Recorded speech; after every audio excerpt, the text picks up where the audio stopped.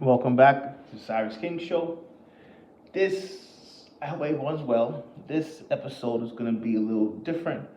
I'm going to have something called Observer Series, where I always say, look, everyone's on their own journey.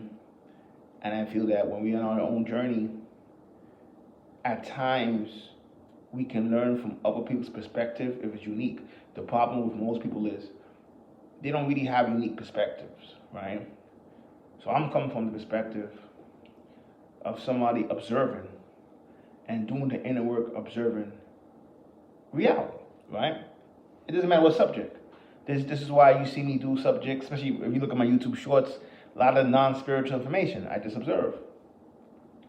And most of you guys come to me for spirituality, so I'm going to do that. And one of the things that I observing is that I learned is this.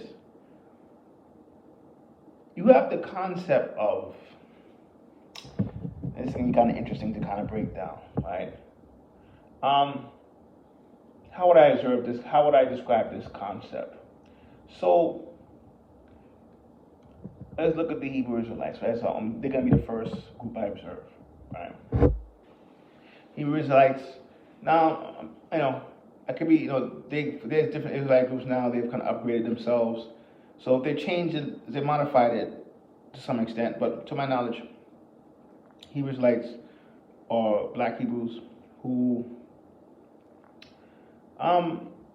they believe that the original black people who were slaves were Hebrews. And like I said, I know they modified some stuff, but from what I see, African tradition, not Hebrews, right? The original Hebrews are black, and blacks inside of the world.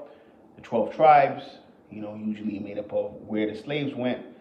So most, America, Caribbean, South America, et cetera, et cetera, et cetera. They've included Native Americans in that. And they would say the Jews that are known as Jews are not really Jews.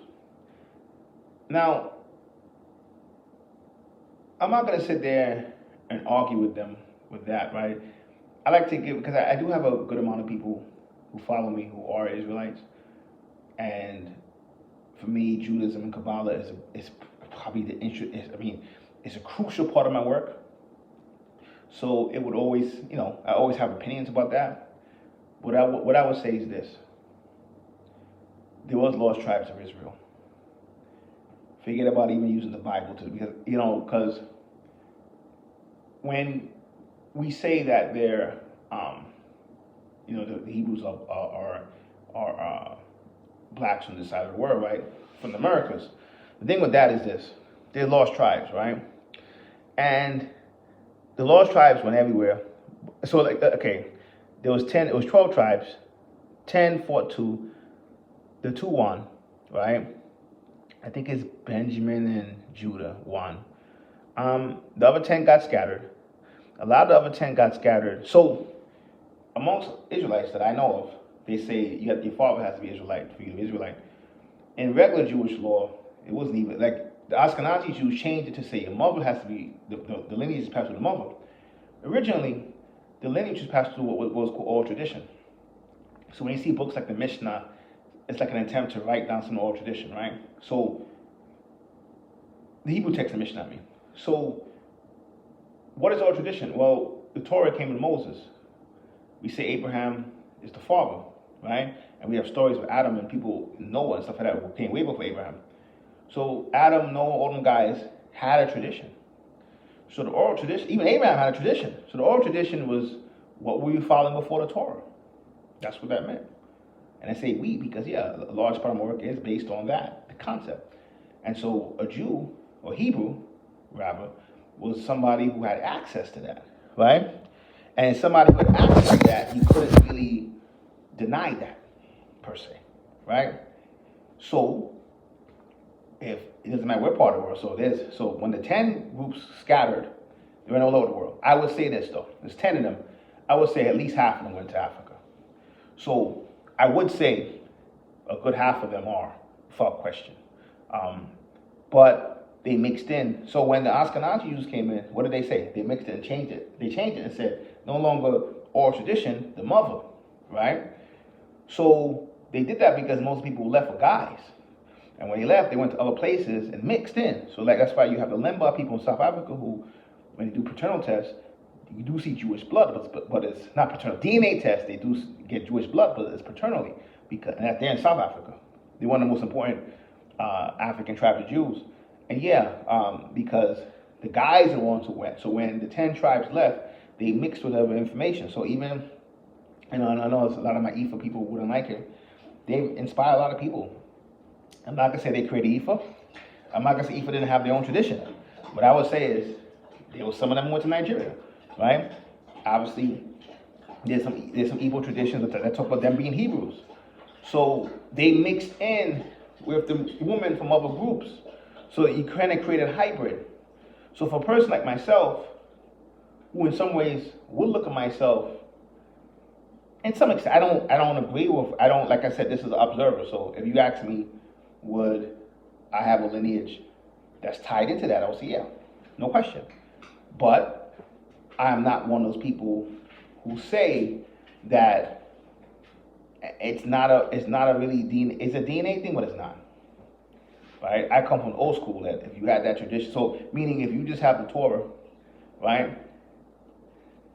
Like, for instance, if you just have the Torah, that's not, I mean, you could be that by modern standards, but I wouldn't say old school wise, you're Hebrew or Jew. And so, I feel that you can have pride and you can reclaim part of your essence, but you don't have to hate another part. So, if I got a lot of Igbo blood, right, which I do, I can literally say the Igbos have their own culture, West African culture, and they probably mixed in paternally with some of those 10 groups. So I have both cultures, right? I don't have to say the African is whatever the Hebrews like to say they're, slave pushers, they hate us, they're a separate group. We have the same, DNA-wise, we're very similar, obviously. We are them DNA-wise. It's not even very similar. We are them DNA-wise. So, in modern times, when people have more technology, when the world opens up, I feel the newer version of looking at it from the Hebrew aspect, what I'm describing, instead of hate, so the Ashkenazis come in and change it to the maternal. The Hebrews come back and say paternal. Both ways of looking at it wasn't the original way, right? And like I said, some of those 10 tribes, some of them went to China, some of them went to Afghanistan, some went to India, right? They say Japan, but I'm not sure. But half of them definitely went to Africa. Some went to Yemen. So we all over the world, and we look different because they mixed in with different people, different moms, right? But that tradition, that oral tradition, which is what Kabbalah really represents.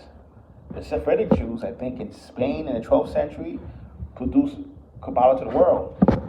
So I think where the Hebrew Israelites go wrong is, besides what I just said, them ignoring the Kabbalah is a major weakness, because that was part of the tradition that was passed on from Adam to if you want to say, Noah, Enoch, all them guys, right?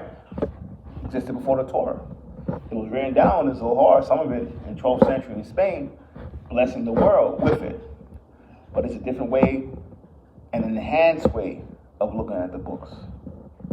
Talmud, Mishnah, Zohar is that sacred book for Kabbalists, right?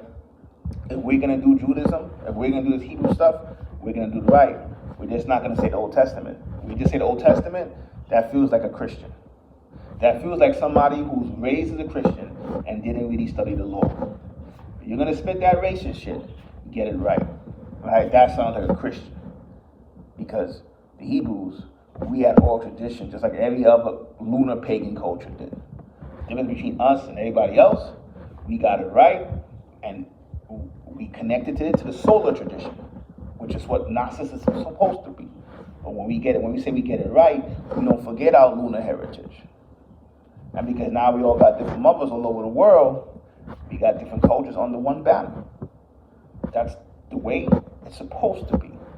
It's not the way it is, but I'm not gonna even say it's the way it's supposed to be. It's the way it should have been. Because everyone evolves on how they evolve. But when you come in with hate, when you come in with a limited scope, and you come in with things that you can't be consistent. Like I know there's some Hebrews groups now that say Polynesians and Samoans and them are Israelites now. I love Polynesian people. I'm not gonna say they're not, right? Because to me, it's the Kabbalah. It's beyond biology, right? It's a way of life. It's a way of living. That's beyond biology. So anybody can be that if they choose to. When you choose to, you got to give some stuff up, though. So, Siris King. Till next time. Peace.